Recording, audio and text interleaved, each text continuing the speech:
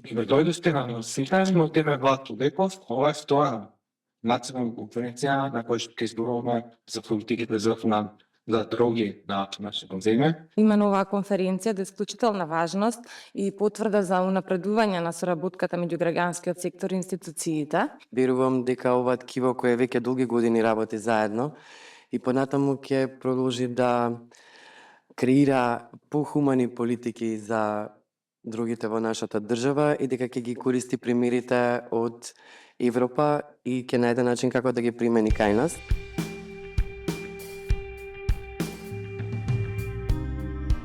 Согласно спроведената евалуација на стратегијата, до сега имаме многу ниско ниво на реализација и проблемите кои што ги имаме си се провлекуваат низ годините.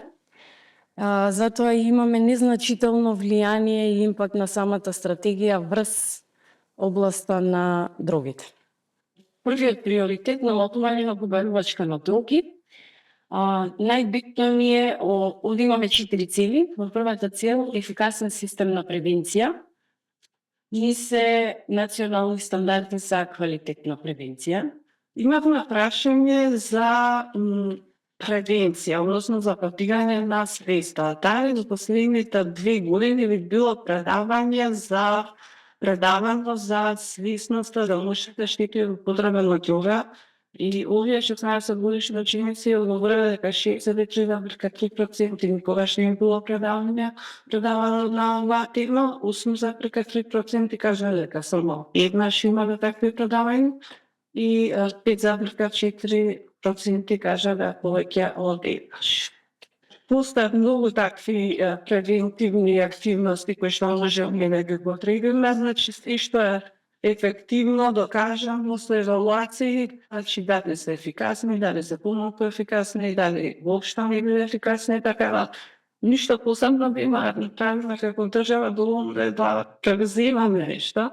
Битно е само да биде некој заинтересиран да се вклучи да. Секогаш велам државата и ние сме одговорни за тоа што го правиме, но и за тоа што не сме го направиле, а сме требале да го направиме. Кога ти не му обезбедиш безбедна средина, дрогата влегува, младите се навлекуваат, почнуваат да употребуваат и потоа тие се крстуваат криминалци и тие се ставаат во затворите.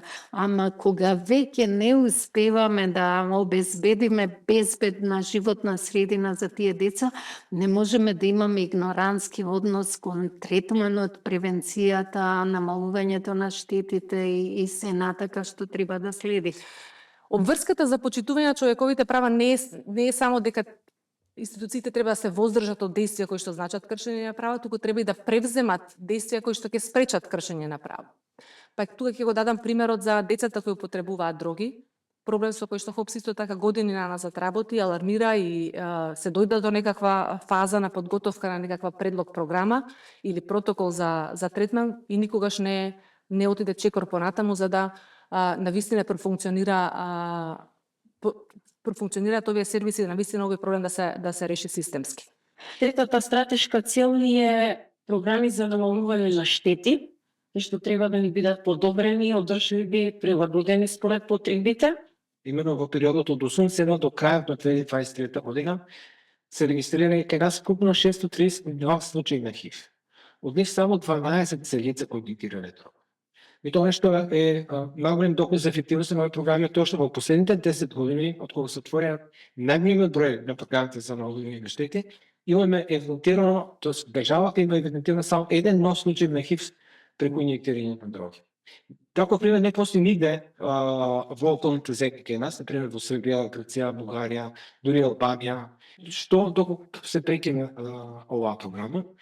Именно во Романија во периодот од 4 години, 2007, заклучно 2010 година, имало 28 случаи на ХИВ полни лица кои што инјектираат дрога. 2010 година се затварат програмите од намалување на штети и за само 2 години, значи 2011 и 2012 година, се регистрирани дури 362 нови случаи на ХИВ полни луѓе кои што инјектирале дрога во Романија. Слично беше и во Грција. Значи имаме доста примери кои што окружуваат за можните негативни последици до кои програми се заперти кај нас.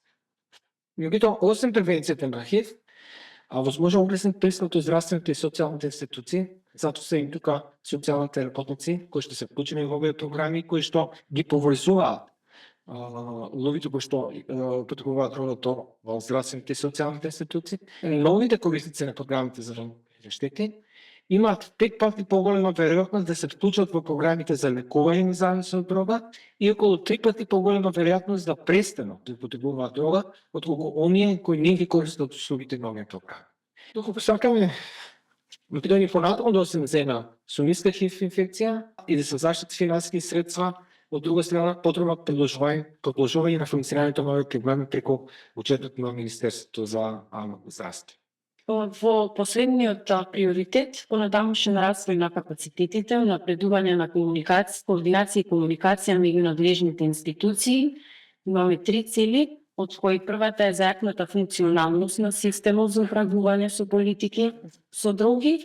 Тука ќе напоменеме нефункционалноста на меѓуресурската комисија. Се надеваме дека во следната 25-та година ќе се истата формира, ќе има членови, ќе се објави, пошто истата ја носи владата, се објави исто така во службен весник и ќе почне да функционира со редовни состаноци, предлози до сите институции кои што се надлежни во делот на други за подобрена реализација на сите планови и цели.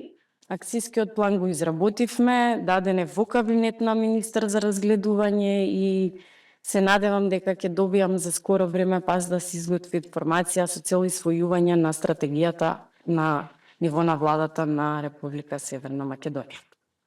Овој план е значаен чекор за напредок и подобрување на националната политика за други и е пример за тоа како заедничкиот труд може да донесе системски промени. И за крај би сакала само да ја нагласам потребата од континуирана поддршка и финансирање на вакви иницијативи и проекти кои возможуваат граѓанскиот сектор да биде столб на промените.